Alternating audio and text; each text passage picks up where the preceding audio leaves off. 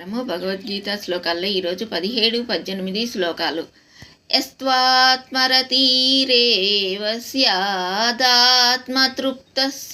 మానవః ఆత్మన్యేవ చ సంతుష్ట తస్య ప్రకార్యం నా విద్యతే నైవ తస్య కృతేనార్థో నా కృతే నేహ కశ్చన నాచాస్య సర్వభూతేషు కశ్చిదర్థ వ్యపాశ్రయః. తాత్పర్యం: ఆత్మయందే రమించుచు, ఆత్మయందే తృప్తి చెందుచు, ఆత్మయందే ఆనందించువానికి చేయదగిన కార్యమేదియునూ లేదు.